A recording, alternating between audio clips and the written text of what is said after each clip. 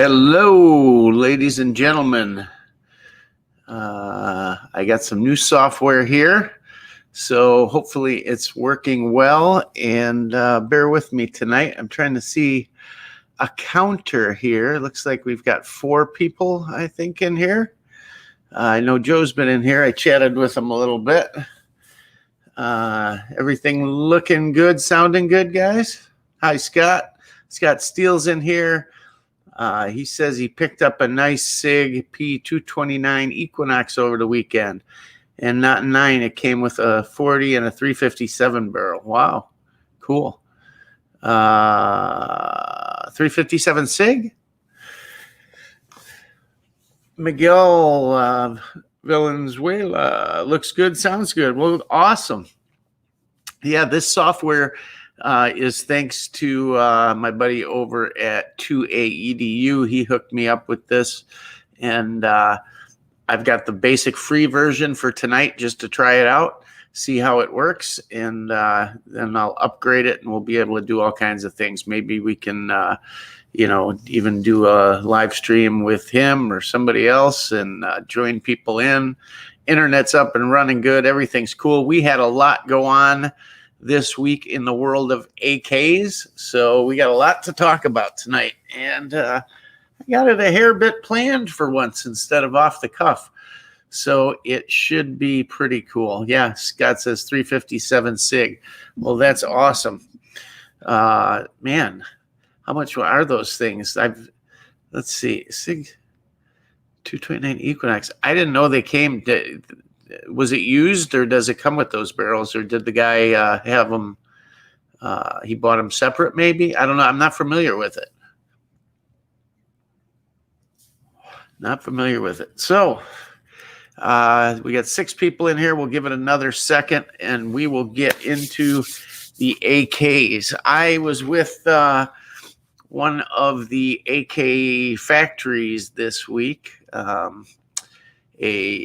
military or representatives of a military AK arsenal, more than AKs, but let's just say that. I think I alluded to it, or maybe gave you guys a sneak peek last week, but we'll be talking about that in just a second.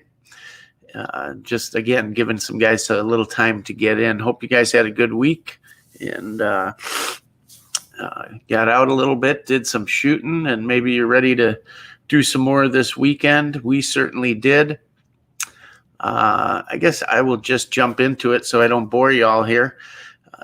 Josh Jacobs, when is the he jumped ahead. When's the M90 out since you went to Zastava? Thanks for blowing it, Josh. Now, that's what we did, guys. I went to this Zastava shoot on Friday. They sent me, I thought it was an advertisement when they sent it to me. I see Zastava in my email, and I had never talked to the guys. I often thought of, going over there because although we're in Wisconsin, we're not far from Illinois, and to stop over in Des Plaines there, that's kind of near where I grew up. So I often thought about stopping over there, checking it out, seeing what they were all about and all, but never did. But yeah, I got this email, and they were having a range day at a place called Buffalo Range Shooting Park, which is, I can't remember the name of the town now. It's not Oswego. It'll come to me. Doesn't matter. Anyways, I had not been to this shooting park since I was a kid, and it's part of a big quarry. It's out in the middle of farmland. Back roads to get there, and boy, they've upgraded it. When I was there as a kid, I think at best it was maybe like a construction trailer or maybe a shack, and I just remember they had this 22 plinking pond for kids. It was literally a pond, and they had a range bench out in front of it, covered, and they had barrels of corn cobs, and you'd throw the corn cobs out on the water, they'd float, and you'd plink them with the 22s. And we just thought that was the coolest thing as kids. Well, can you imagine the liability today with ricochets and stuff like that? Now, I don't know. I know bullets can ricochet, but I don't think it's as prevalent as people think off of water. I don't know. Anyhow, that's what I remember of it. And last time I was there was in high school. Well, it's changed. They got a really nice clubhouse, all kinds of stuff, roads going to all different ranges, and cool stuff. We shot in an area called the Pit. They were set up there. They started at 9. We got there about 10:30.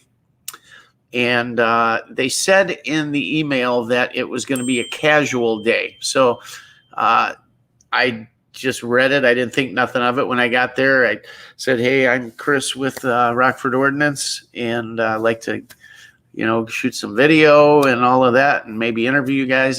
They didn't want to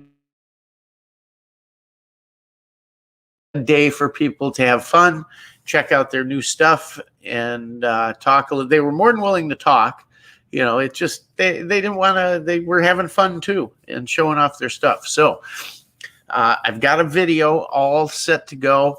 I could have dropped it. I'm waiting for YouTube's approval before it goes. So hopefully tonight I can drop it. It might be approved now. I just haven't checked, but let's go over what they had there. So Ben is their head of sales, president of sales, vice president of sales, whatever. Super nice guy, very welcoming.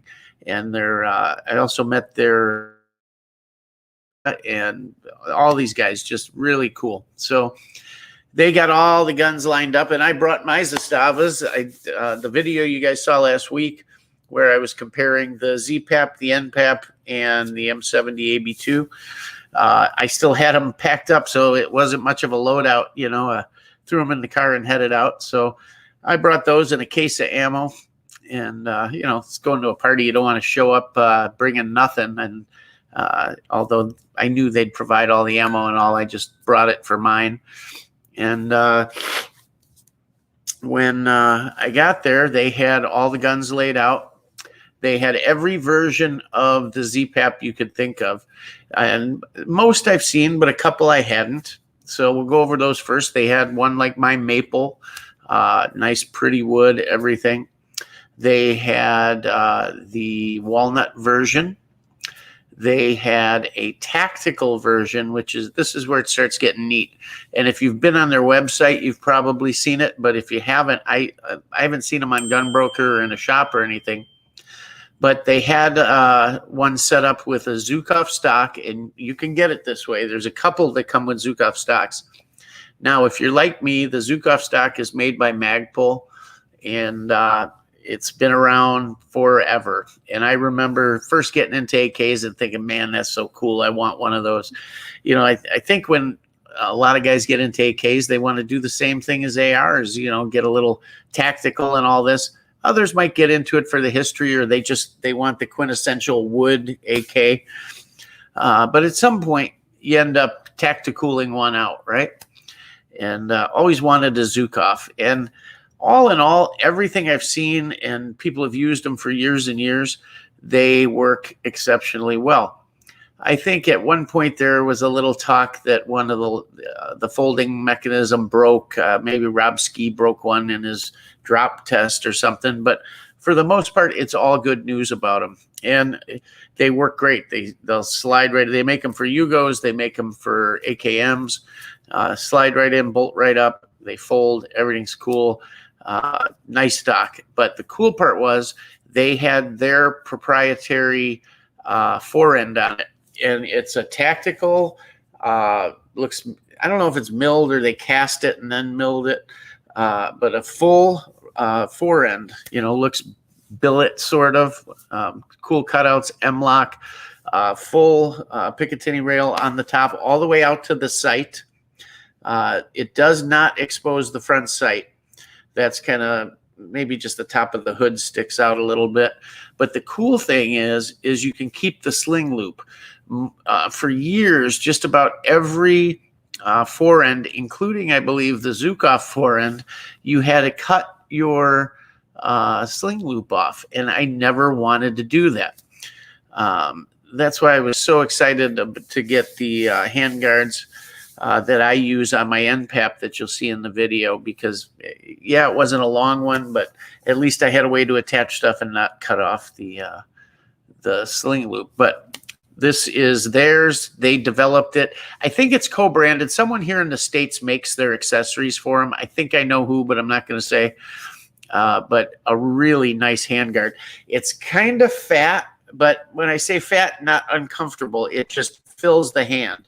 It's all the way down. There's some scallops in it and all. You go on their website, check it out. It's really cool.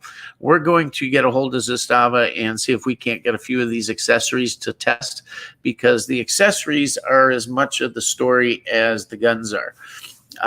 So there was the handguard. They have a brake, or I won't say brake, I'll say a flash hider / flash can called the sieve. And the reason it's called a sieve is it's got holes all the way around it.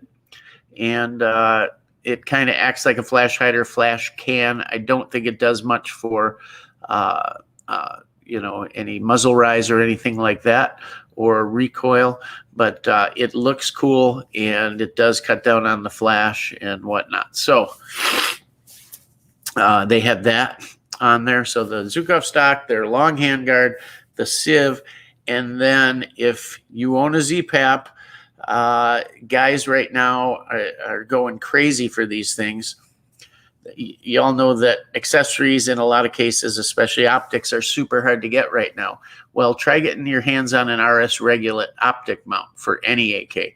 They're non-existent, and when they do hit the websites or the factory site, they're gone in minutes. Well, Zastava came out with their own mount. Now, Yugo guns have a different side rail. You can't take optic mount that works on an AKM and use it on a Yugo. You just can't. They're different. RS Regulate makes one. Midwest Industries, bunch of people make them. But this one is really, really cool. First of all, it's not done. You see some that almost look like they're stamped or something. This is all machined. Really nice lever, holds tight, nice angles and nice look to it. And I'm going to tell you guys right now, I swore up and down for years and years that the best optic mount for an AK was the RS Regulate. Okay. Now, I'm not getting rid of RS Regulate. I love them. They're fabulous.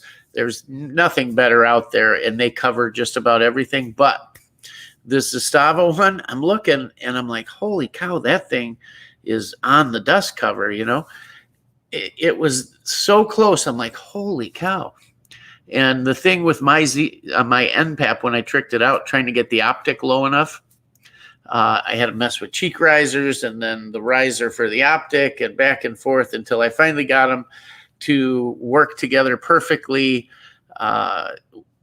without having to adjust my neck or anything. I could just boom, and I was on it. And it ended up way too high. Well, I look at their gun and that mount, and I got my NPAP right next to it.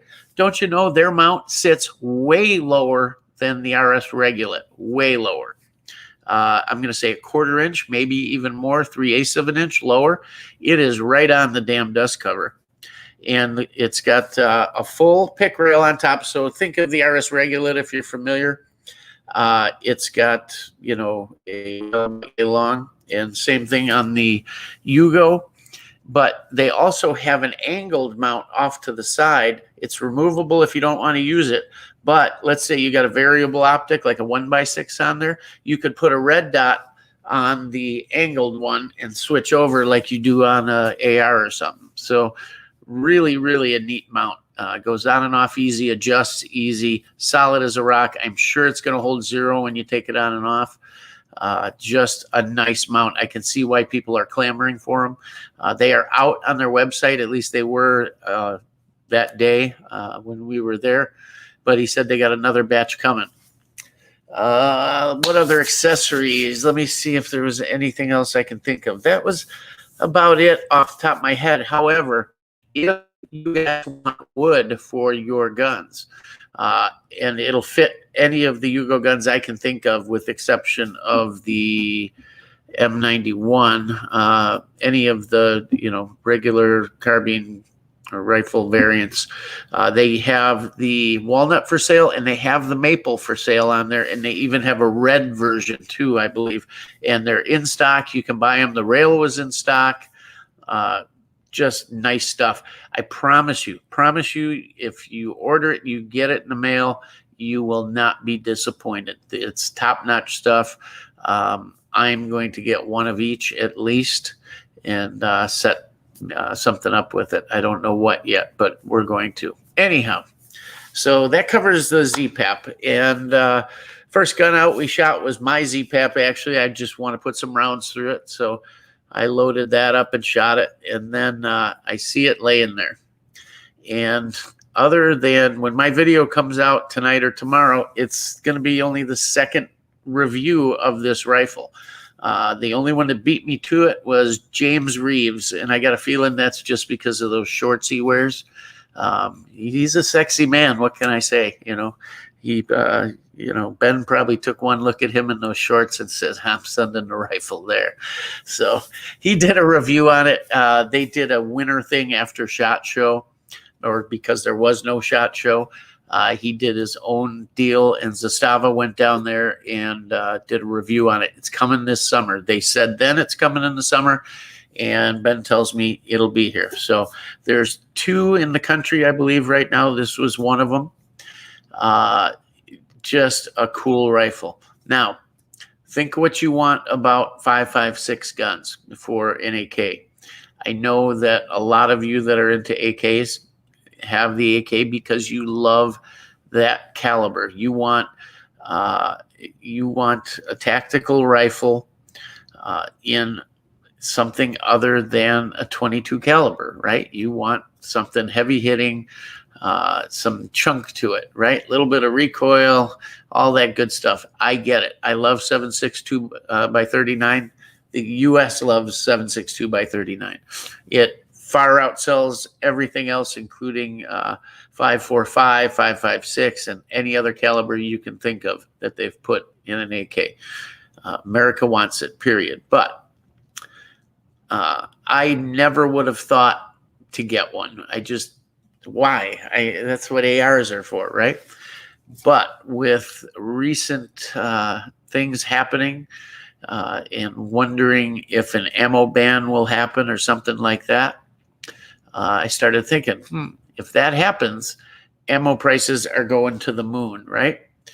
So what's the backup plan? Well, I guess I could reload, but try and get brass and expensive and all that other stuff. You want something readily available and cheap. Well, 5.56 is America's cartridge, right? It's everywhere. And then you think, well, there was just so many of these guns that came in, different manufacturers, that were just unreliable, right? They didn't run. They had issues. And it wasn't just one company, it was many. I'm talking a little fast because we got a lot of stuff to go through tonight, but it's Koffee and Kalashnikovs, guys. We got our green Yeti here, and we've got some hazelnut coffee tonight. So join in with whatever you choose to imbibe, whether that's beer or a cocktail or coffee, whatever you like. But join us and stay a while. It's going to be a good evening. I'm looking for something here, and I can't find it. Anyhow, so I start checking out this gun. And I thought, well, if the ammo ban happens, 5.56 is the choice, right? It hopefully stays cheap, but it's certainly going to be cheaper. And Americans may start adding 7.62 to their repertoire if the ammo ban happened, but who knows, right? So that SAM 5 came out, and I grabbed it, and it's a great rifle, and it runs, and all is well. But they've had kind of a stigma. Now, how many 5.56 AKs can you name off the top of your head? I'll go through just a few I came up with here before the stream. And see if you guys can add any. You know, Zastava's had a 5.56 gun for a long time. Some have come in, they had it for a while, it went away, they weren't importing it, but you had the M85s. You had the one that had the plastic magwell on it that took, I think it took AR mags, right? Just the idea of having an add-on magwell, to me, not going to work, right? You had the Cougar, the Romanian guns, the Wasser 3s that came in quite a long time ago, and they ran okay, but they originally imported them with, I think they were East German Bakelite mags. And the reason they did that was for, I think, the mag ban at the time, or the assault weapon ban. You had to have mags prior built before whatever it was, 63 or something like that. So they brought them in with that. But when they started sending them in with the Uyghur or Weiger mags, they ran great. There was no problem there. It was a Wasser, just like any Wasser 10 you get, just 223. Not a lot of them. Most of you have probably not seen one, but you know, is what it is. Then you've got Galils. If a lot of you consider Galils part of the AK thing, then great. You know, that's a good way to go. It's a military gun, military caliber. They run perfectly. Some take AR mags. You know, it's not a bad rifle if you want to go that way. Arsenal has a ton. The SAM 5s, which just came in and had been in under a different number, I can't remember, but Arsenal has that on the milled side, and they had the SLR 106s, all different variants of that. And early on, there were problems with those feeding. They've worked that out, but you know, that probably gave it the most stigma of anything lately, was those 106s just not running when they first started importing them. You had Chinese guns, right? But those guns in 5.56 were pretty much commercial guns made for the U.S. market. They were not used militarily anywhere that I know of. They were made for this market, brought here, and good guns. They run, but they're expensive today. Yeah, well, what isn't, right? But you had those. The Polish Beryl, that comes in 223. Great choice. That's probably, if I hadn't gone with the SAM 5 and Zastava didn't have this, I would have went that way. Or the Ace, right? The Ace is a super nice gun. And I still might get one of those. Just a nice gun. And they work, they run, they're used by militaries. And yeah, so that's pretty much your choices out there. I can't think of anything else, but yeah, that covers it. So they, Zastava, are coming out with the M90. Now, essentially, it looks like the M70, okay? You'd think, well, it's 223, maybe they'll go to the regular trunnions. No. Bulge trunnions, 1.5 millimeter receiver, chrome barrel lining, same barrel profile, by the way.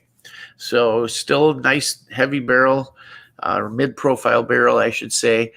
Chrome line. Now the chrome lining, Zastava's used that forever on their 5.56 guns, just due to the ballistics of the cartridge and whatnot. That's what they use. So that kind of predated even what they were doing on the ZPAP now with the 7.62 cartridge and that barrel. The main difference is it's an 18-inch barrel. Now, I didn't even notice it when I picked the gun up. When I shot it, I didn't notice till I got back and was making the video and looking through some stuff to get some specs for the video. And I'm like, wait a minute, that was an 18-inch barrel. I never noticed. I just didn't dawn on me.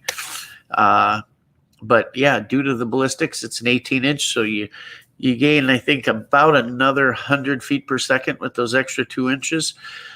Very accurate gun. Let me tell you, I was shooting it open sights. 100 yards and over. And I didn't have targets out there. They put stuff out there. There were flat screen TVs out there to shoot at, all kinds of stuff. Pop bottles, coolers, you name it, all kinds of junk. And whatever I aimed at, I hit. From beer cans to 2 liters to accurate. James Reeve did some testing with it, and he had it sub 2 MOA. And that was with steel-cased ammo. So imagine with good ammo. I'm sure that gun can do it. So that's pretty amazing in itself. The recoil, very much like my Sam 5, next to no recoil. Just a very nice shooting gun. It has a little different recoil impulse, longer kind of. And it feels good, maybe because of the barrel, but I think it's because the piston. I asked if I could take the gun down. He said, sure. So pulled it apart because I wanted to see the piston on it. It's got a hollow piston, so it takes a little longer for that impulse to happen, right? And it has adjustable gas. That's the coolest thing. So they had it set on 2. It's 3 position. They recommend you break the gun in number 3. That gives it more gas for break-in, more gas if you were to let the gun get super dirty or you're operating in crappy conditions, something like that. 2 is your standard position, and you can click it down to 1 if you want to run it suppressed. Barrels look good. I haven't heard much problems with concentricity for silencers on these guns, so that looked good. And now with adjustable gas, hey, why not? How cool would that be? It comes with a Hogue forend. I asked if they just had it since it was a sample. Is it just set up this way? Did you guys do it? Nope. This is how it's going to come. Hogue forend, the Zastava Zukov, or I'm sorry, the Magpul Zukov stock, and the grip on it was Magpul. So yeah, awesome gun, 18-inch barrel, accurate as hell, no recoil, looks just like the Z-Pap. It truly does. Bulge trunnions, the whole 9 yards, heavy dust cover, just super nice rifle. So now you got your Z-Pap or you got your choice. What are they going to call this one? It should be a, I don't know what, USA Pap maybe? I don't know. But the M90. Yeah, so that's going to be in the video. I didn't realize that nobody's really seen, shot, or reviewed this gun. And that's kind of cool. So James Reeve, yeah. I don't get me wrong, guys. James Reeve, I love him. I think he's hilarious. The videos he does with Clint Smith are awesome. Yeah, he reviewed it. He wasn't wearing his shorts, so I was a little disappointed. But hey, what are you gonna do, right? Anyhow, that was a whole lot of talking real quick, and we'll get into the rest of what Zastava brought with them. However, I want to look at the chat here and see what's going on and who's in here. So Joe is here. Scott Steele's here. He got that new SIG and a bunch of barrels, including 357 SIG. Cool gun. Miguel's in here. Josh Jacobs, welcome. Thanks for coming.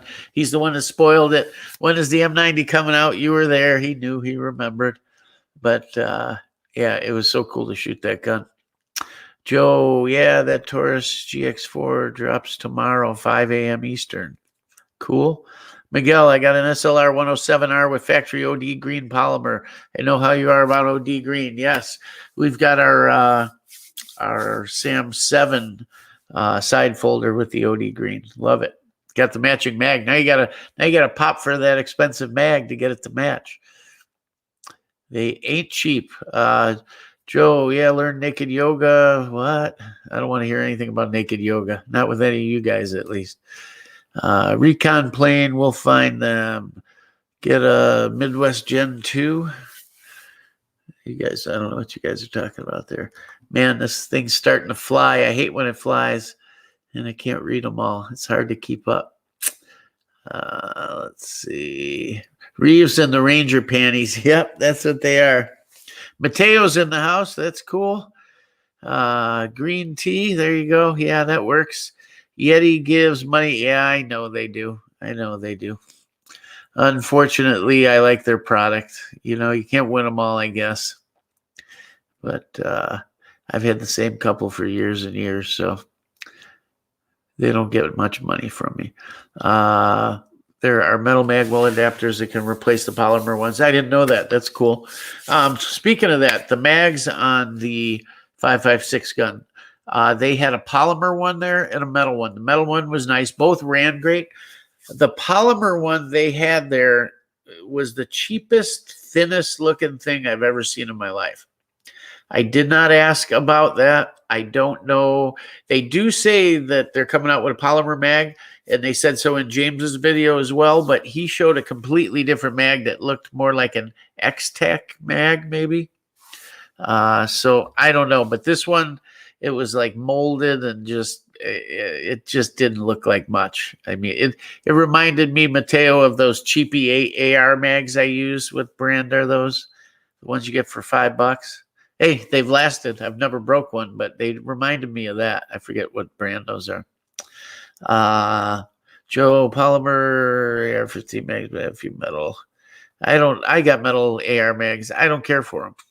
I just don't. I hate the sound. Aluminum, all that.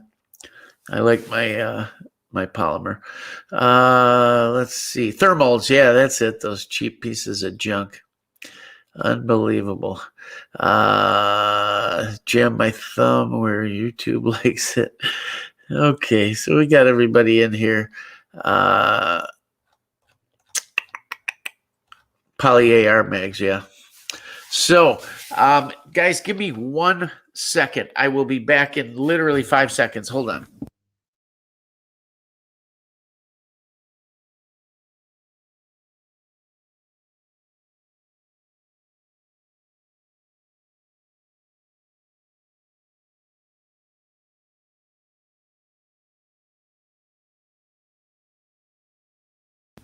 All right, fast break there. So what else did they have? We shot that a bunch. We were shooting wolf ammo through it, by the way, steel case. Same with, their 7.62 guns. They had a bunch of different stuff, and they had bought some there at the range. It was bagged in plastic bags, but it looked like it had the purple sealant. So that's either Golden Tiger or Red Army. Those are, by the way, they're the same. They're Golden Tiger. That purple lacquer is Golden Tiger reboxed as Red Army. The Red Army, I think, comes a few other ways too, but they did a lot of Golden Tiger. Anyhow, so we shot that. Shot the M92 pistol. Now, you think, as much as I like Yugos and all that, I would have shot one of those over the years. Never have.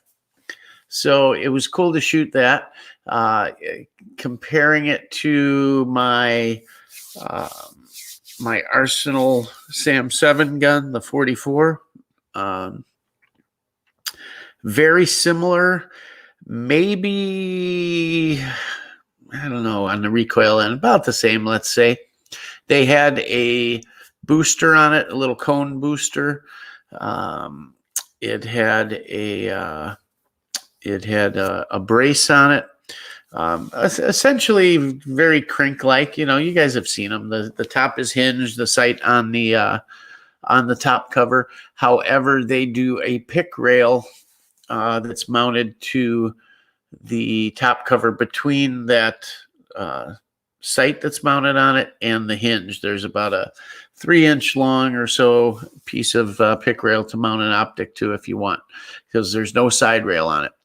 But nice shooting, really nice shooting. I really enjoyed that. And I thought I had it covered between the Dracos and the Sam, but I may have to add one of these just because. It very nice shooting gun. And for a pistol, put it this way, I wasn't shooting, for clover leaves or anything, but everything I aimed at down there, I hit. Another cool thing, some other people showed up. I didn't see anybody else YouTuber wise, but a few people that knew the guys, you could tell they had worked with them before, stopped. And this one guy, super nice dude, pulls out this bag, and he was having problems sighting it in. Couldn't move the barrel with his sight tool or something. So they had an armorer on site that did it for him, but he had a custom made or custom built pistol, and essentially took it and Cerakoted it like a gunmetal gray silver with all black hardware on it, a huge black break on the front of it, a super cool stock with a what kind of brace did he have on that thing? I'm trying to think. Oh God. Anyhow, I don't know. It was just the colors were so cool. Nice gun. Man, it was loud with that brake he had on it. It was one of them huge things on the front, but the gun looked so cool. Really neat when you start Cerakoting those things. I may have to start messing with that. Just good looking gun. They brought out the M70 pistols, essentially Tokharovs, but the ones they had there, instead of being in a Tokharov ammo, it took 9mm, regular 9. Really nice gun. They feel like you're shooting a 1911. If the Kalashnikov factories got together and made a 1911, that's what it feels like. Cool guns. They had them there, chrome plated, and they come in blue too. The chrome was chrome, boy. Let me tell you. I think I'd like it better in blue, but they had those, and they also had a couple CZs. I'm like, what's with this? He said, well, we may be bringing those in soon. I guess they may be importing some of them. I don't know. And then they had the M91 sniper rifle. Well, I say, everyone likes to say sniper, and I just got used to saying it because everybody does that. But it's essentially a DMR, right? So think of, the PSL, the Romanian PSL. It's like that. 7.62 by 54R.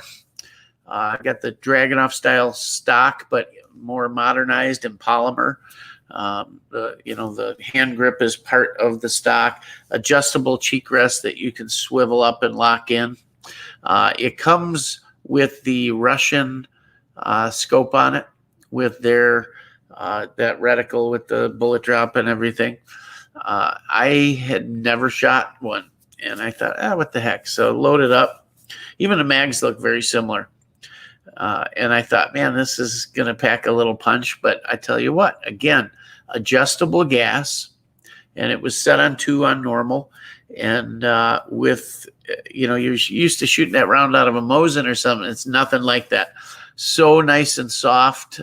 It's a big boom, let me tell you. It's fun, but accurate. Oh my God. The rifle we shot, the gentleman from Zastava, has gotten that gun sub MOA, but he said with standard military ammo, it's, let's say, 3 to 4 MOA, somewhere in there, which is fine. And he said with better ammo, brass case stuff or hand loads or stuff, they definitely get under 2, and they've had it under 1 MOA. So that was a fun gun to shoot. It's hard to get used to that rubber eyepiece, because every time you shoot, it moves on you. And when you're wearing glasses, you don't feel it. And all of a sudden, you're like, why can't I see half the scope? Because it's moved over on you. So once you get used to that, it's just a neat rifle. That's something else I got to add. Man, this place, going to the shoot could possibly cost me a fortune. There's just a lot of nice stuff. It's neat to get out to these events because there's stuff there that maybe didn't intrigue you, so you didn't buy one. For maybe friends don't have one, so you don't shoot one. And you get out there and you get to shoot one and look up close at some of the stuff, and you go, wow, why didn't I ever get one of these? And that's kind of how it goes. I kind of always wanted to do the Romanian gun, but I don't know. Now we'll have to see. They're not all that far apart in price now. I mean, the Romanian ones used to be cheap, and they're not cheap anymore. The second batch or third batch or whatever it was, but the most recent batch of those Cougar PSLs that came in, those guns originally were around 1,800 a year and a half, 2 years ago, and I almost jumped then. I should have, and now they're well over $2,000. Anything you see, and that the Yugo gun, the M91, I think he said has a list of 3,200. You can usually find them around 2,800. I had a guy offer me one at a gun shop for 2,500, and I passed on it. I should have bought it, but who knew, right? Anyhow, so yeah, we shot a bunch of the other ZPAPs and just had a good time. Got to talk with them. We shared numbers and all that. So it'll be good to talk to him when we're doing some videos, and probably hook up here and do some reviews. Definitely. They're close enough where I can drive down and maybe get some stuff to do reviews on and bring it to you. I'd like to really review that scope mount and that handguard. The muzzle attachment, while it's good looking and cool, I don't know if it was more of a break. Maybe it does. I'll have to talk to him, but it seems more of an aesthetic type of thing. But to be honest, yeah, it was fun. Ammo was on them. Guns were on them. We stayed, got there about 10, stayed till about 3 o'clock and headed home. They had lunch available there, music, everything. It was cool. When you see the video, you'll hear the music, shots in the background. I did voiceover on some of it because you just couldn't get a break to do the video. Every time I start talking, it was boom, boom, boom, boom, boom. So some was better than others. So some I had a voiceover, some I didn't, but it'll be a good video. If they've approved it, I'll drop it tonight right after the stream here. If not, I'll probably wait till tomorrow morning through 5 o'clock, somewhere in there, but we'll see. So you'll have that. You'll get to see it all live and in color. And yeah, it was cool. So that was our Friday. What have we done the last couple weeks now? If you guys got any more questions on these Yugos, you can ask in the stream here. You can hit me up on the channel. You can put some comments when I drop the video, and I'll answer whatever you need answered. But yeah, nice. Great guys, super knowledgeable. And yeah, that's the big news, is that gun's coming in. So yeah, it was cool to get the video. I didn't think I was like the second guy to shoot it, but so that's always neat. Anyhow, 17 watching, but only 4 thumbs up. Yeah, WTF, right, Mateo? Come on, guys, hit that, smash that thing. We need some likes so YouTube gets this thing going. We got to get this thing up. I'd like to see this thing get 20, 30, 40 viewers, whatever. I did a video, let's see, Joe, yeah, dragging off his dream gun, but even clones are going through, yep. Everything in this economy is crazy, and I'm going to talk about that in a second as far as ammo is concerned. It is disheartening, that's for sure. So over the last, I did a video, God, it's got to be 6 months ago now. But the thing for me kind of went viral. I mean, the thing just had views you wouldn't believe. It blew the channel up, really. It did, as far as views and subscribers and all of that. It like doubled my channel overnight, the one video. And it was about how to find ammo when you can't, And I just gave the methods I was using to find ammo at the time. And 2AEDU warned me, said, watch out, they're going to call you a hoarder and a snake, and you're the reason there's no ammo and all this crap. And I said, nah, why would they do that? They did.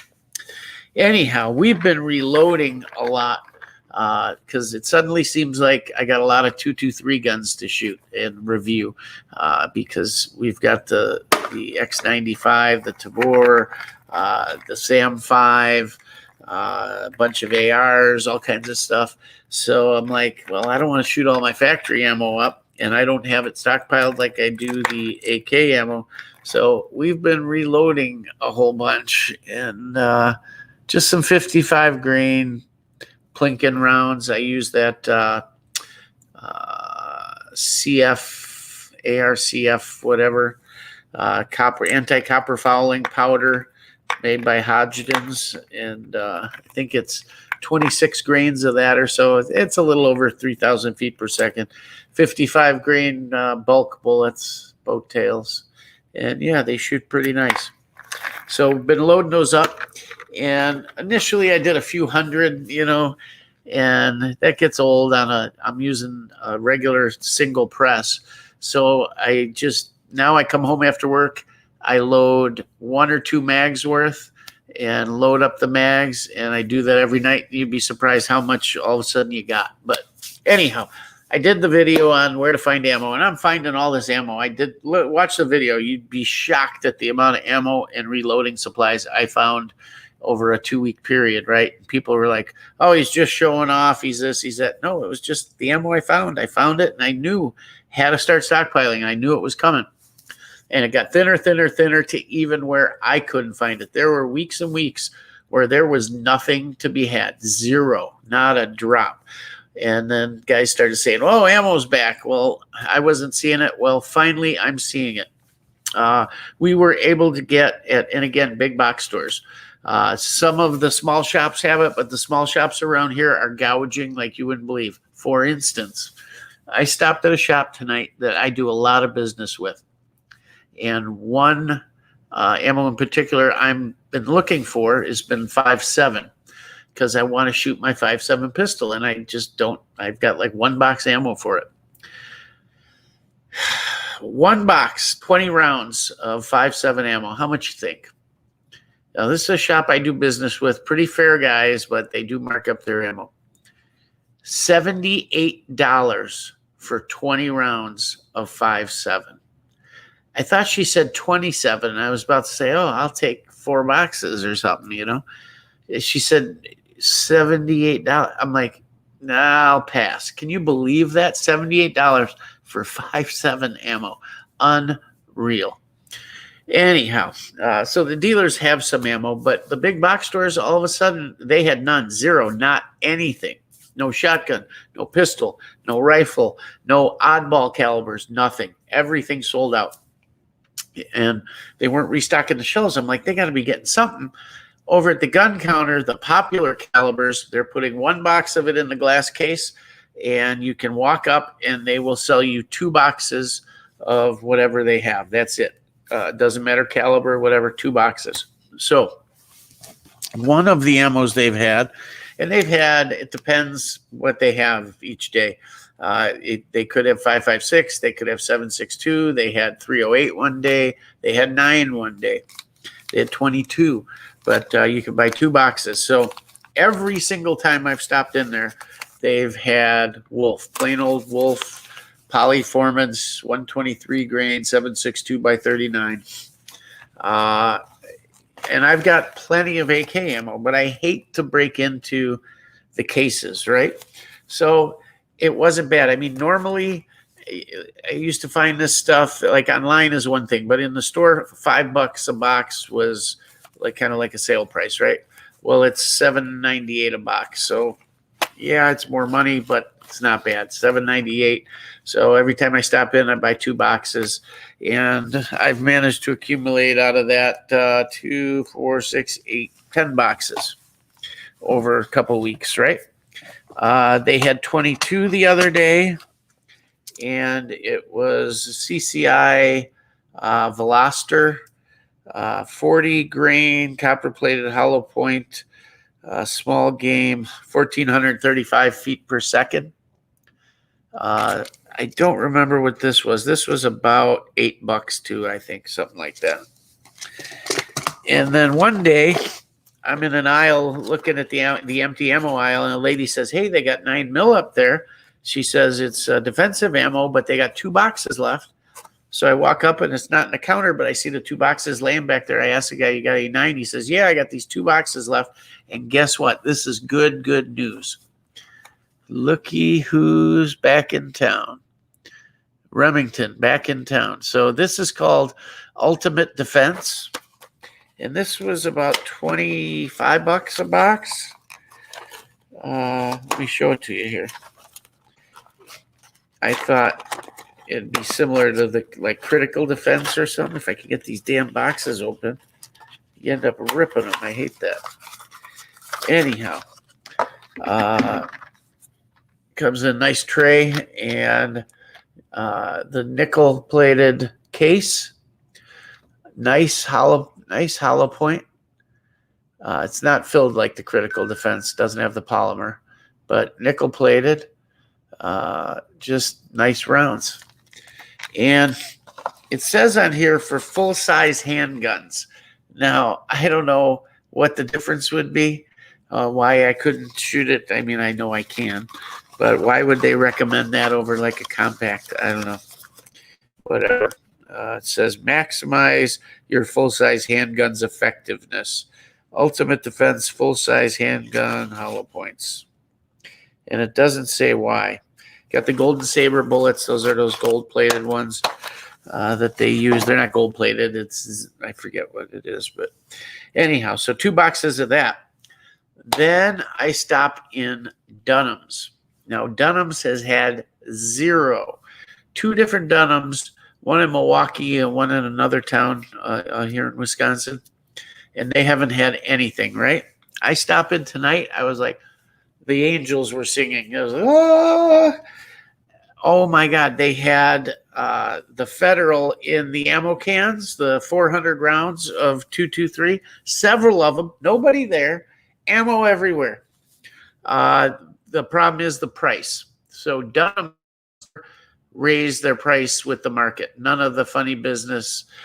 They were cheap, dirt cheap. Well, I'm sure they're not doing it. I'm sure it's just what the companies have adjusted their pricing with the inflation and material costs and everything that's going on.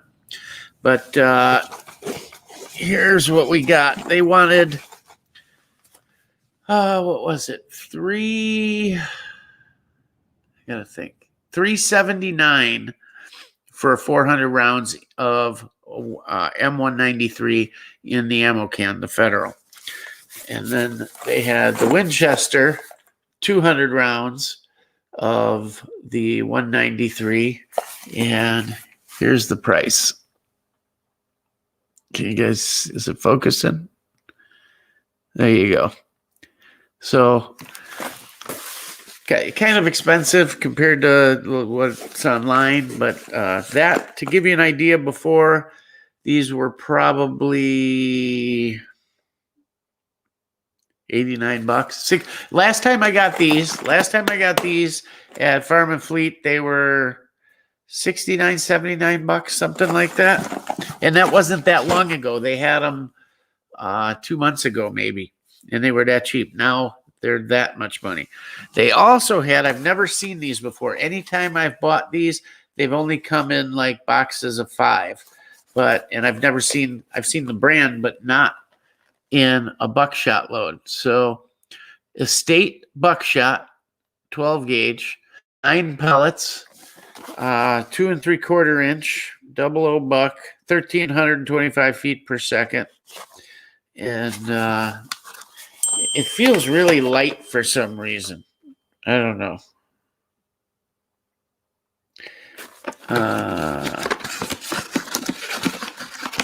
Let's see. Just standard buckshot. But yeah. And these were like $30 for a 25 round box. So not bad for buckshot. I think that Winchester military branded stuff was always like $1 a round. And so this is about let's see. Oh, I don't know. $1.10, $1.20 a round, something like that. But yeah, Estate brand. So that's what we found over the last couple weeks. Not bad, right? Pretty much all the 7.62 I'd want to shoot. I could go every day and get a couple boxes of that. I couldn't believe the amount. What else did they have at Dunham's? They had 10 millimeter. They had some 9 defensive loads. They had 357 SIG, 10 millimeter, lots of different shot cases of shotgun shells, 2 3/4 dram birdshot loads for $85 for a case. What else did they have? They had a bunch of 22 Aguila, which is good stuff. What else did I see there? Oh, they had 308. That was expensive. 762 by the 762 by 51. I'm trying to think of the brand. If it was Winchester, no, it was something a little better. But that was like $34 for 20 rounds. That was expensive. And then they had 30-06 for $29. Soft point Remington. So expensive. Man, these, at least it's showing up. Now here, this ammo's been there a while. When I was there before and it was the craze and people were waiting and they brought it out from the back when the truck got there and we all jumped on it. And this was out on the shelves, stocked already, put up, and nobody around.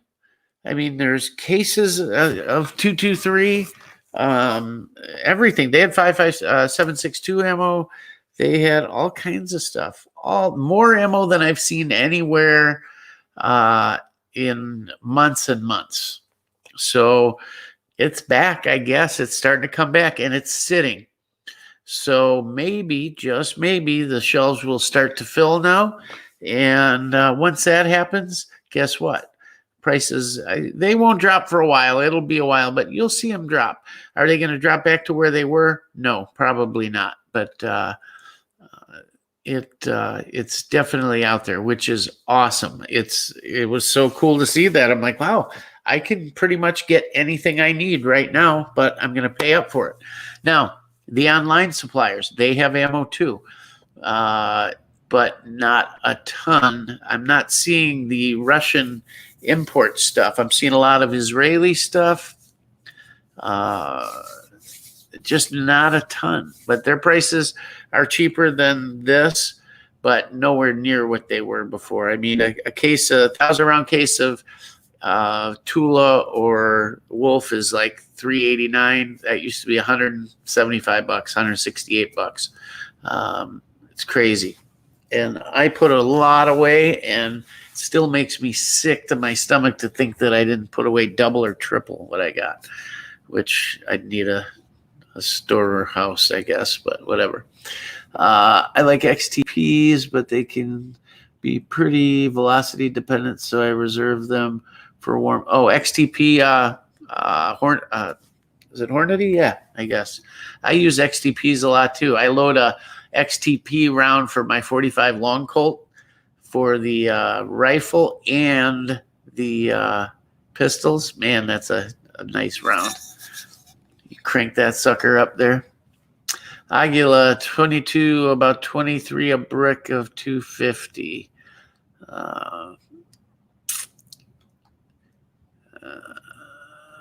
Why can't you reload with dementia care stuff? What happens? You forget what you reloaded? I carry Hornady critical duty. I do too. That's what I carry. I like the critical duty. Nice stuff. Gray Man's in here. Who else joined in? A lot of Joe and Mateo chatting up a storm here. Holy cow, you guys. Get you your own private room. Pike Possum. The Rock is live, boys. Yes, we are. Yes, we are. Show Heyman. They need to bring back the M77 for cheap. That would be nice, wouldn't it? Yeah, the purple seal is Golden Tiger. Yes, it is. My favorite ammo. Absolutely. So, what do you guys think? Are you guys open to 5.56 guns? You know, the 5.45 is the hot thing. It goes away and everybody wants one, right? Prices, you see these guys asking $3,500, $4,500 for a rifle. I mean, did you bump your heads?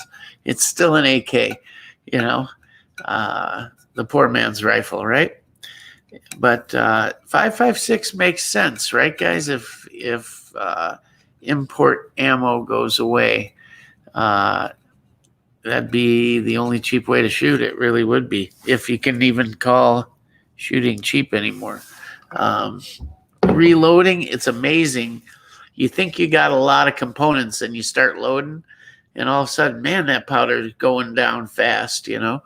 God, I don't know how many pounds I went through over the last week or two reloading. Anyways, it's nice to have it to supplement in times like this, so I don't have to pay those crazy expensive prices. That's what I do for a living. I take care of my dad. With dementia, my mom. Oh, so you don't have the time then, is what you're saying? I'm open to 5.56. Yeah, no, it's not about being a snob. It's just, you know, people like 7.62 when it comes to an AK, and they figure, well, if I'm going to shoot 5.56, I'll just go shoot an AR. But, you know, if you like the platform and whatnot, yeah, why not shoot it? It's a perfectly viable platform, and shooting an AK is fun. It's different. It was always, you know, a little bit different. That's why guys went to it. And now that's why you see everybody running to it. Now it's a fad. To me, a lot of the guys in it, it's a fad thing, you know. So we've been doing some new mags, too, that I've tried out. These are the Mission First Tactical mags. These are cheaper than dirt. They're right there with Magpuls. You find them anywhere from $9 to $12, and super nice polymer like the Magpul. They feel really good. I'll give you a close up so you can kind of see, but quality stuff. I mean, nice big floor plate, and yeah, this has really got some grippy stuff on it, and you can paint that or number it too, using this and the finger grooves. Just super nice. What I really like, though, are those UTG mags. The UTG ones that came out. If you get a chance to try those, they got blue followers, bright blue followers.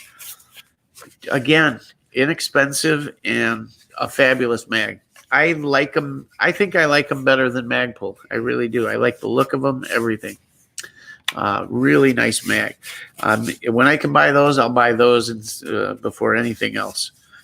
Really cool. They've got a little shock absorber built into the floor plate, so when you drop it, it kind of absorbs the shock. They feed great. They run great. Just nice. Also been testing out a Sig Sauer Romeo 5.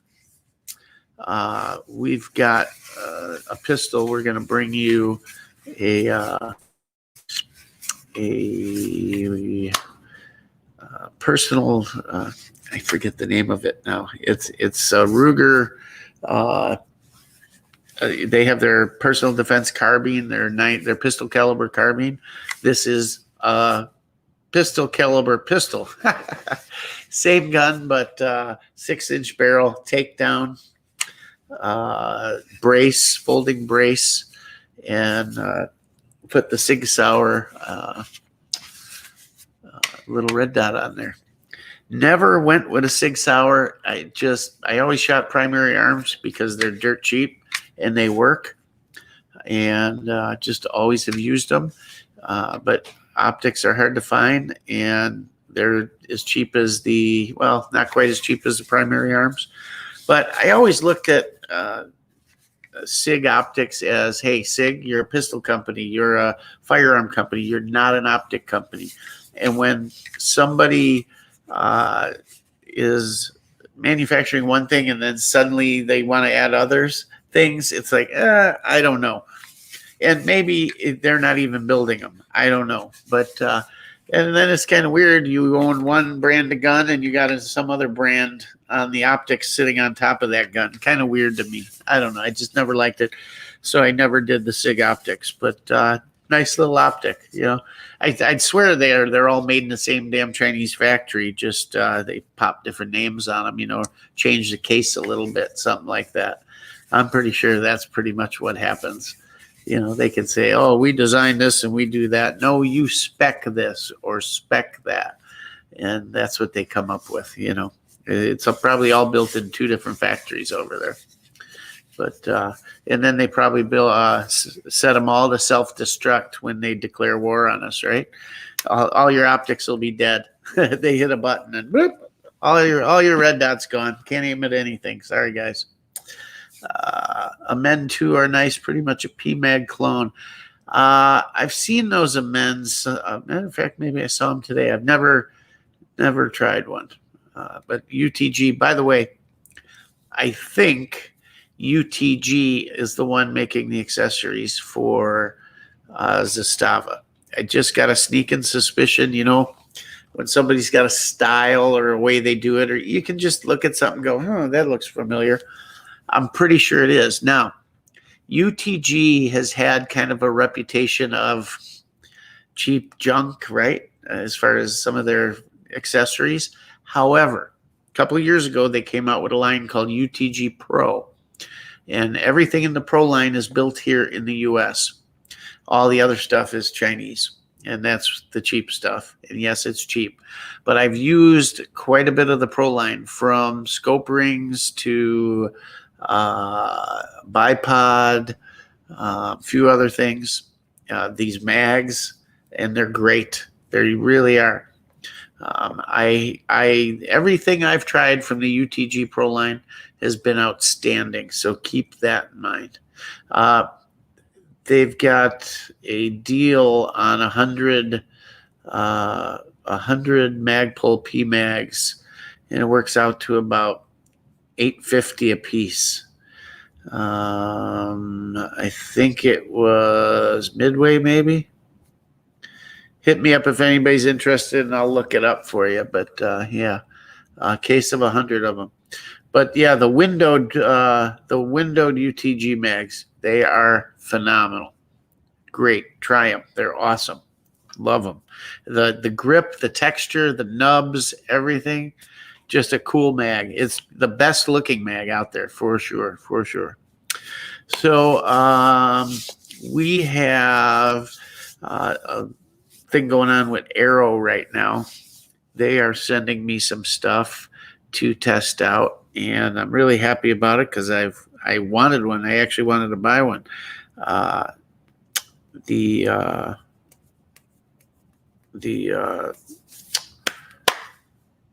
Thunder Ranch AR.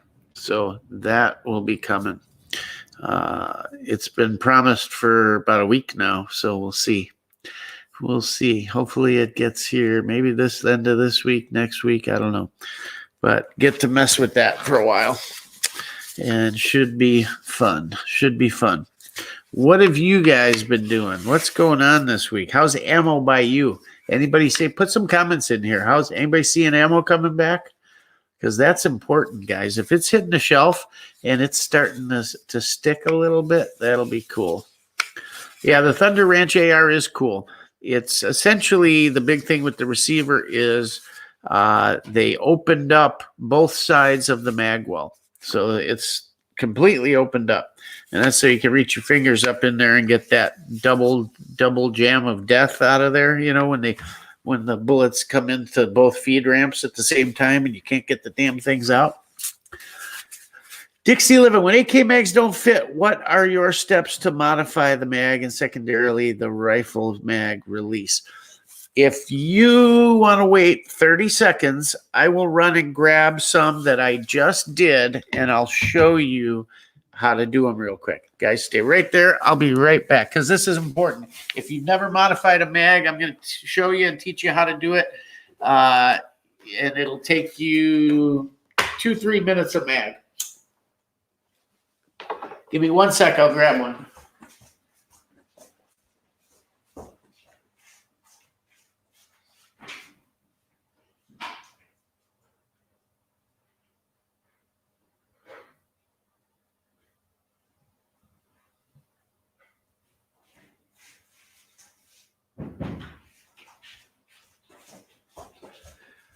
All right. So here's what I had to do. You guys have all seen Bulgarian Circle 10 waffle mags, right? Now, when you say Dixie Living, when you say you need to fit it, you're saying you can't get it to lock up in, right? You're pushing, and you can't get it up in there. Not that it's too wide, because if it's too wide, there's another story to it. But if you just can't get it to lock up, it's just too tight, don't modify the gun. Do not. And I mean, you may have to in extreme cases, but if something's not fitting that badly, something's wrong with the gun. It ain't the mag. Usually, it's so the most minute thing can do it too. I was kind of shocked. I learned to do this with my Vepr 12, the shotgun. I had some mags made by a gentleman, CS Spec, makes beautiful stuff, right? All metal. They're like military mags, the most heavy duty things in the world. And he made these mags for the Vepr 12 that are like brick shit houses. I mean, these things are tough and huge, and they work, but he leaves a little extra so you can fit them, and he even told me what type of file to use and whatnot, but any type of file will work. I forget if I use that file. I forget. And it's a special file where it's one way. I don't remember, but any file you have, even the little diamond files, get a set of them at Harbor Freight, you can use them. But essentially what you adjust is back on the back here. So you've got three surfaces, right? And I don't know if I can show this right to you here, but so you've got the top surface up here, right? Then you've got this front surface here that's facing you right now, and you've got the under surface under here. So what you want to adjust or file is this front surface facing you right here. Now you see the black that's on here? Well, that's leftover polymer, okay? So you can imagine how thin it was, right? Well, this is an AK Circle 10, 7.62. These have always fit fine for me, but got that SAM 5 and the Circle 10 SAM 5 mags. Maybe you can see it. Look at the top of this one. You can't even see the top silver, right? Because there's so much polymer on there. Well, just that thin layer of polymer made them not fit. And you can see where I filed it off this backside here. So not only did I have to remove the polymer off it, but on some of them, I had to grind that down a little bit. So that's what you want to do. You want to file, let's see, this edge right here, the back side. Now, if you look at it from the side view, it's so hard to show you. There's an angle. Can you see the angle on it? It angles out like this, out and down. You want to keep that angle. Do not just file away and change that angle. If you change that angle, the mag's junk. Forget it. You want to keep that same angle, and you're going to file like this. You're going to file this way, because to keep that angle, you can't file into the mag. You might be able to get away from it, but you're not getting anything. 1/4 inch. You want to file this way, but hold that angle. If you can, it's hard to see. The camera's not that good, but it angles down essentially, or up, and the way I'm holding it here. But keep that angle, file that, and I'm talking, you'll get a feel for it when you start doing it, but three strokes with the file and try fitting it. 3 more strokes, try fitting it. I know it sounds like a little bit, but that's how close.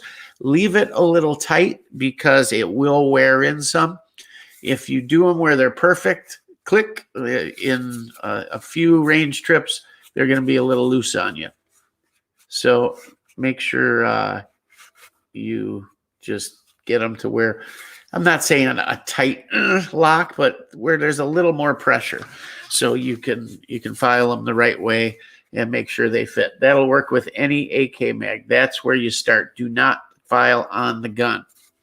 File the mags. If a certain mag is not fitting, guys, I haven't had mag problems with guns with AKs in forever and ever. So what kind of gun is it that you're trying to fit it to, Dixie Living? Is it a kit gun or something? I'd like to know, because this Arsenal is the first one, and it's 5.56 gun, go figure. But on a 7.62 AK, I haven't had mag fitment problems forever and ever and ever. They've just all pretty much worked. It's when you get to the weird stuff that's not the everyday thing they're doing, like the Vepr 12 took some fitting, the Sam 5 took some fitting, but Wassers, other Arsenals, Veprs never had a problem. But that's where you do it. So mess with that. If it's way out of whack, you may have something wrong. Maybe somebody left a plate out, put a thicker plate in, mounted it too close, and then you can adjust it. You can file the release, but you never want to change the gun. Always change the mag or accessory. The last thing you want to do is mess with the gun. That's last resort. So, yeah, hope that helped you out. Anyhow, you didn't say what kind of gun it was on, though. What else? So, yeah, that Thunder Ranch should be here. That's going to be fun. They made a Thunder Ranch AK, but I believe it was Definitive Arms, maybe.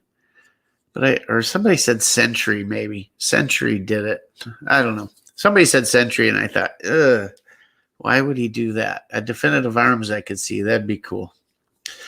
What'd you have, Joe? Rock had loaded 56 mags that had issues in the Mac 90, so I basically just lightly went, yep. Where else? There was a huge load of Serbian mags that came in, bolt hold open mags, that people had problems with. Those same file thing that I just showed you there, do that to those, and they're great. They fit like $1 million. Don't be scared of those mags at all. And they're dirt cheap. At least they were after the thing where people were saying they don't fit. I think Classic was selling them, and a bunch didn't fit, but that's all you got to do is file them like that. I did 8 of these mags in 10 minutes. Had them from where they would not lock in, no matter. I could get them to lock a couple of them if I, bam, hammered it and hurt my hand doing it.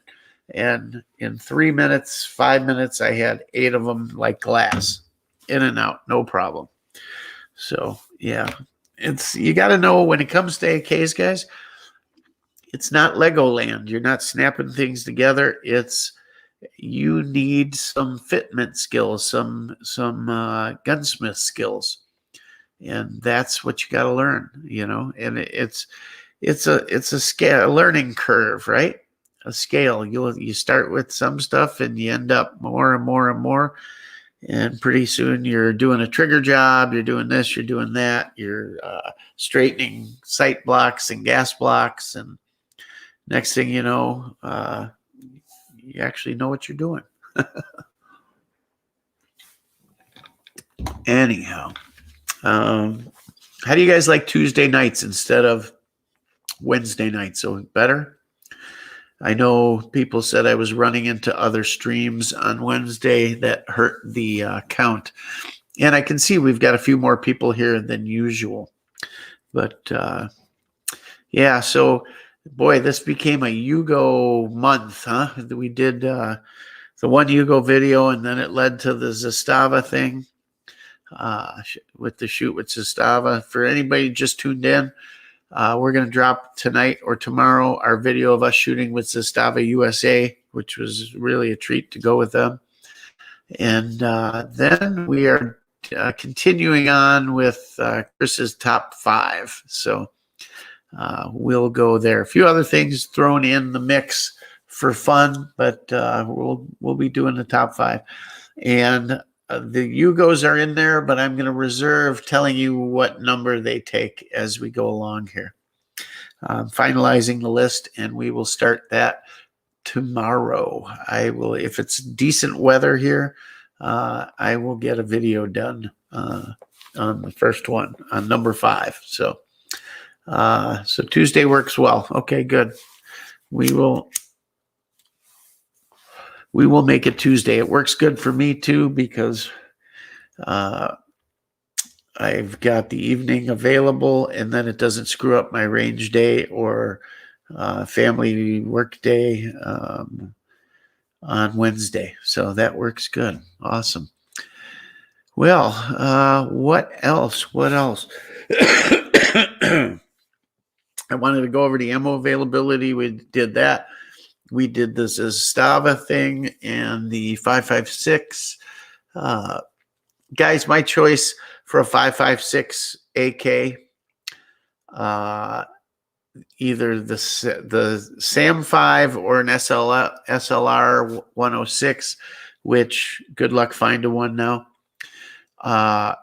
But for what's available, I still say that dollar for dollar, the Yugo AKs, forget about caliber, whatever caliber you want, are the best deal going. Think about it. And guys are going to say, oh, well, Arsenal's better, and this is better, and that's better. Find me, first of all, you're getting a bulge trunnion gun with a thicker receiver, heavier barrel, everything. That gun is built to last. It's going to outlast you and then your next 3 generations. So it will, and yes, okay, guys will say, well, it's heavy. Okay, keep whining. Lift some weights, do something. It's not that big a deal. I'm still going to say dollar for dollar, pound for pound, that's the best gun on the market. It's finished really well. Certainly finished better than most Arsenals. I'll put it that way. I own more Arsenals than any other AK probably. So don't think I'm bashing them. I'm not an Arsenal fanboy. I'm not a basher. But, and I love Arsenals, but let's face it, their finish is crap. It truly is. The paint is crap. They're just not finished well. And they're rough in some cases. I've seen some really rough Arsenals. You can always count on the Yugo guns. Take a look. I always say, look at their gas block. Look at the machining on that thing. It's perfect. It's beautiful. Their finish, the parking, the bluing, everything is gorgeous on that gun. That gun lists for what? $7.99, $8.99. I know they're going for more. Price is probably going to go up, but it's within 100 or 2 of a Wasser. Why in the world would you buy a Wasser when you can buy that gun? Okay, you want an AKM, great. Okay, the thing about furniture fitting, or there's no furniture, there's no accessories for the Yugo, that's not an argument anymore. There's plenty out there. You don't have to worry about it.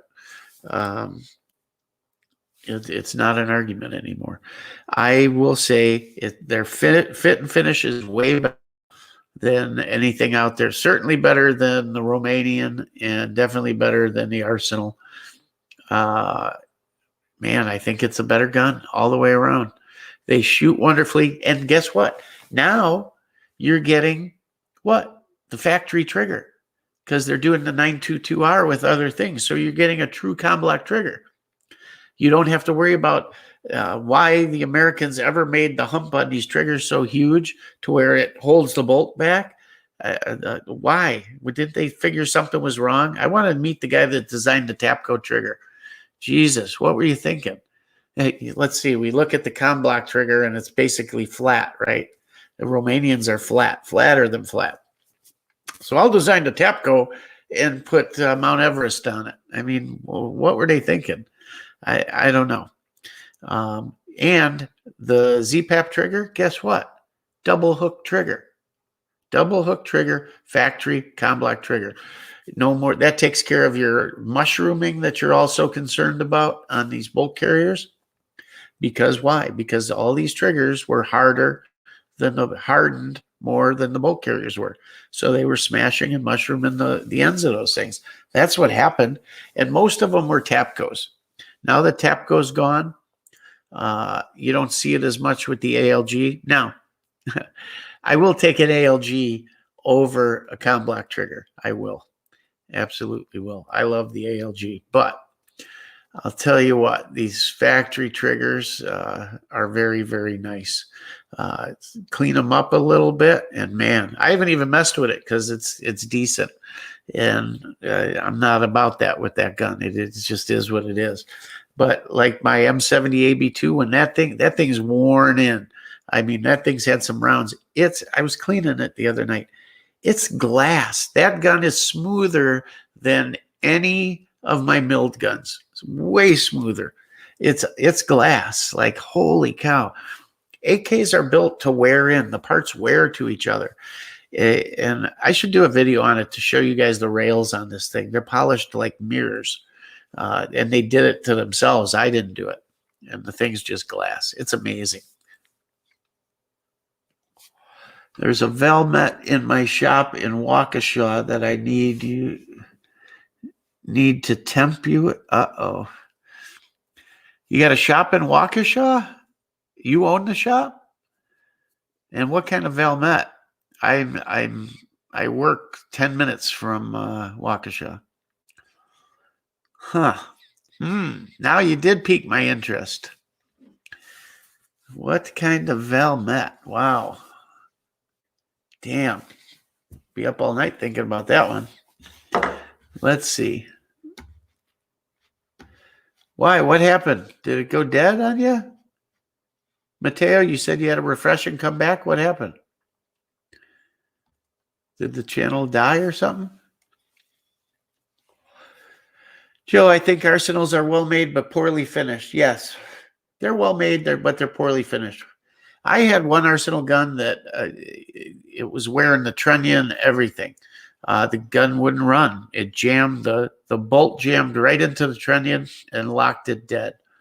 I've got other arsenals that are sheer works of art. It's just, you never know what you're going to get. For the most part, they're good. I'm not bashing them. They're good, but their finish, mostly their paint and all, just sucks. Stream down. I have video isn't available at selected quality. Please try again later. Is everybody else getting good video, good sound? Tell me. Let me know. It looks like it's working here. Somebody chime in if you can't hear me. Bill selecting quality. I'm watching at 240. Huh. Steve Shera, you know the shop. Oh. The shop I frequent. Steve, are you the guy there? One of you guys had a Mahdi, right? That you were commenting on for my benefit that day, I think. I caught that. Not that it wasn't obvious, but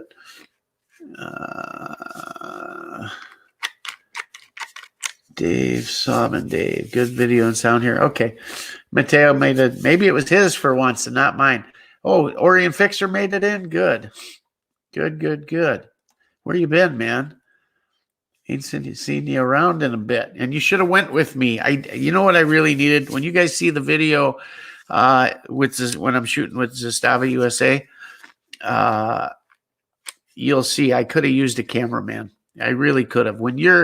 It's one thing when I'm doing videos here or on my range or whatever, and I got time and nobody's around. It's one thing. When there's other people and I'm with like a manufacturer or somebody in the business and you're trying to interview and talk or shoot and there's other people shooting, you need a cameraman. You just have to. I can't do it myself. It does it no justice. It was really tough. So I took very minimal video and shooting scenes and talking scenes and made it into something. So I think you guys will be impressed at the the cut and paste jobs and everything. I think you'll be impressed with the video. It's not, trust me, it's nothing, no master work of art, but with the little bit I had, it's a good video. You'll like it. It's coming back. Oh, coming back fine in Wisconsin. Okay. All right. So everything's looking good. So Steve, are you one of the guys at that shop? You didn't say. Okay. Is that a yes? Okay. Well, when I go in next time, I was going to stop there tonight, actually. I was going to stop. But just, I don't know, didn't feel like it, whatever. Anyhow, yeah, this shop, if this is who I'm thinking and the shop I'm thinking, I mentioned them before in a stream, guys. That was if you guys that have been around here for a while, remember me saying I walked in this new shop I had never been to before. And I walked in and the showroom area is small, very small. But the space is well taken advantage of. That's probably a polite way to put it.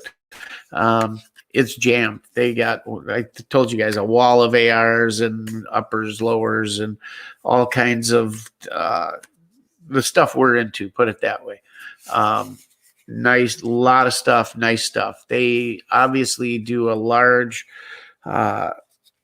business at their brick and mortar place, but they must do a lot of online business too, and just to be able to get what they get, the stuff they have, the models they have, they've got a good working relationship with their distributors to have and get what they get.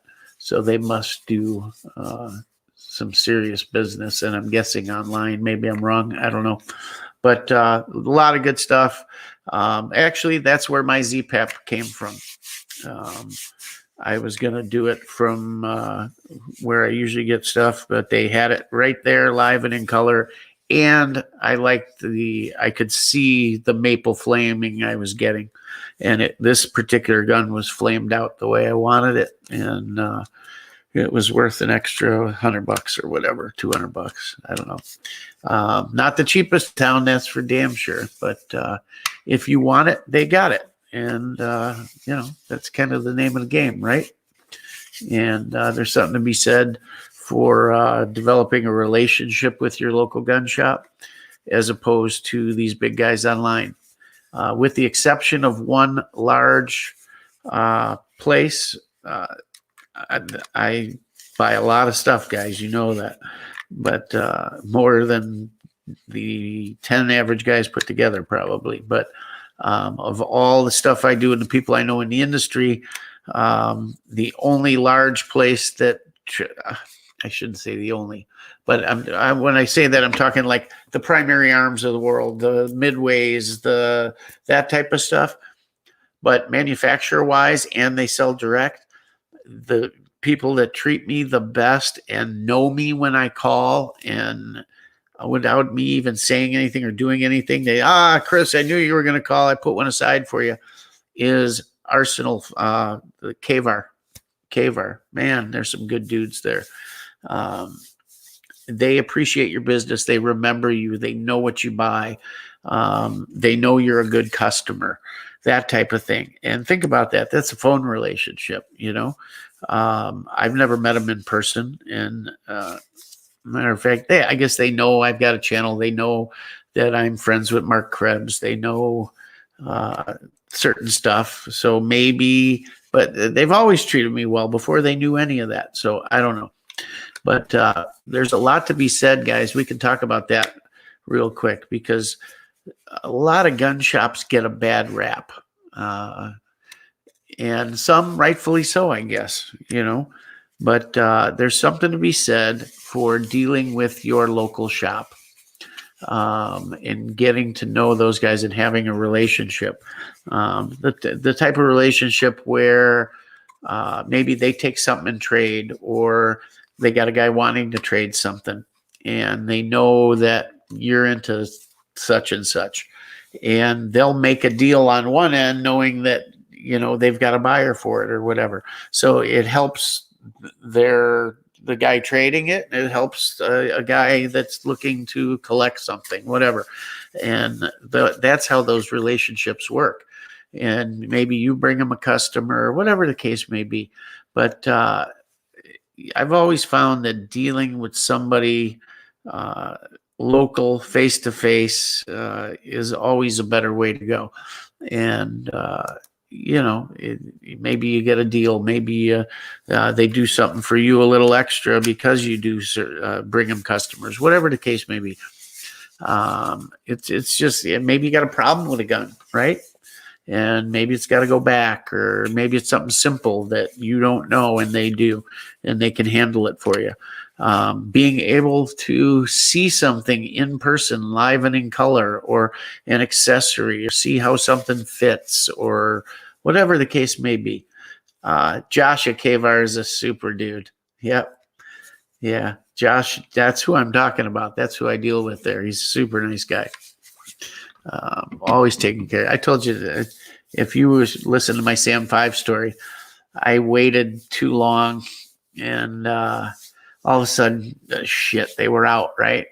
So I called and I said, hey, I did try to place the order, and something with my account online was hooked to my old company's email, and I don't know. It wouldn't go through, and I called it, and I was like frantic almost. I'm like, man, I tried to order the Sam 5 last night. It wouldn't go through, and now you're out. He's like, relax. He's like, I put one aside for you. I knew you'd be calling. And he had it for me. So that was cool. And he honored the price too. So they started doing that stuff with these limited runs where they won't sell it to you unless you're a previous customer who's bought a rifle from them, or at least you get first shot at it. So they've done that with a couple things now. But yeah, it's always good to know somebody, deal in person, help out that shop. And let me tell you something, guys, when it comes to guns, I love these guys that walk in and, I'll offer you $300 for that, half off. There ain't that markup in guns, guys. I'm in sales too. I run a large car dealership, and there's no markup in cars. I got cars that there's not $300 markup in. So imagine guns. There's deals on volume and other things, but the average markup in a gun, people think, oh, they're gouging, or their prices are crazy. They're not crazy. They're trying to keep their doors open is what they're trying to do. So I don't know. There's good guys out there and there's bad guys. The bad guys at the gun shops, you know who that's? Those are the guys with the attitudes. The guys that want to bitch about Second Amendment stuff and all these terrible laws passing and this and that, but they're the same guy that a new shooter walks in and they treat him like a moron, like an idiot, like he doesn't know what he's talking about, or he wants to see something. What the hell you want to look at that piece of shit for? That kind of thing. The know-it-alls of the world and all of that stuff. So if you can avoid that kind of stuff at a gun shop, you're doing well. Somebody that treats you well, whether you're an amateur or a seasoned veteran, find a place like that. And I'll say most places are like that. Keep in mind too that, sometimes you may walk in a place and everybody has a bad day, think about what some of these shops and people have been through over the last year with how busy they've been, where they open their doors and there's a line and those people keep coming all day long till they close and then some. And they got to deal with the idiots and the morons of the world. Sometimes you can't blame them if they're a little short, right? But you always got to give people a break and just kind of put yourself in their shoes once in a while. Anyhow, I'm kind of done, guys. I wanted to tell you about the going out shooting with Zastava. Wanted to talk about the 5.56 guns, and wanted to talk about the ammo thing. By the way, that shop I'm talking about in Wisconsin here, They've had ammo through the whole thing. Anything you wanted, pretty much. Case quantities too. Just a matter of what you want to pay, but they've had it. It's available. It's out there. I feel bad for the guys or the states that aren't getting anything. You lost the stream 12 times in the last 15 minutes. It won't stay up. I don't know. Well, I'm getting ready to end it anyways. I don't know what's going on. It shows it's running fine here. Maybe it's the software. I don't know. But I was getting ready to end it anyways. So we will be doing this, guys, on Tuesdays. I did it at 8 o'clock tonight. We may do it at 7:30. It just depends, but we'll check it out. Joe, are you getting it? Everything's good? Or is it bad for you too? I don't know. Anyhow, I hope some of you new folks that stopped in tonight stopped by. Maybe you just caught the end of it and didn't hear our full tale of what we were talking about tonight. We cover a little bit of everything. We try to keep it on AKs, but we cover everything here, don't we, guys? And the chat's what's fun. Everybody gets together and kind of chats and talks about everything from guns to whatever. But I'm going to go through the chat here real quick and see what everybody's talking about. And then we'll talk about next week real quick, a couple of things, and then I'm out of here. So you did me a great favor turning me on to the newest Zastava ZPAP M70. Beautiful weapon, handles and shoots like a dream. Must have watched that Maple ZPAP video 20 times. Keeping them. Well, I don't know. Wasn't that great a video? It was just what it was. A Met. Damn it, I got to go look at a Met now. Shit, but I can't get there till I don't know when. Maybe next Tuesday. So you got the mag thing handled. Steve manages that shop. Okay. I think Steve, I didn't get all your comments. They didn't come through. The internet must be messing up. Or this new software. I use this whatever the hell it's called, Stream Share or something, new software tonight. I don't know if I'll use this when we've got other people, like if I bring Mark Krebs on, we'll use this. But other than that, I'm just going to go straight to YouTube. I think it's easier. Said the video. Let's see. Yeah, some people are getting it fine, others aren't. So I don't know. Stream is back, good video and sound. Everyone's like, yes, yes, yes. Clear as crystal. Orion, I'm sorry. I blew you off tonight, but I wish you would have come with me. I would have picked you up on that. You could have done the camera for us. What are your thoughts on ammo pricing? Obviously, it's higher. Everything's higher, guys. I was in the company I had before I went back to my regular gig. We were a manufacturing company. Dealt mostly with wood products. And even before COVID hit, for the 2 years before COVID, every week was a price increase. It was going so crazy high. I didn't even know what to tell customers anymore because we were a pallet factory. And the wood pricing just every week. I mean, I'd price high enough to where I could not give them a price increase every week, but we were calling them every third week, fourth week saying, sorry, going up again. And the problem was wood was almost unavailable. I mean, unless you were paying up, you couldn't get it. It was crazy. I had a lot of Amish cutting wood for me because the big logging companies couldn't get me the logs. It was crazy. But I can only imagine what it's doing to everything else. And that's the price increase. Like I said, Dunham's doesn't mark up to the market. So the prices you're seeing there on the stuff I showed you tonight is kind of the retail price out there, guys. Maybe Steve could chime in what he thinks. But I think you're going to see higher prices. It's coming back on the shelves now. So these prices will hold for a while until the shelves are full, until things are relatively stabilized.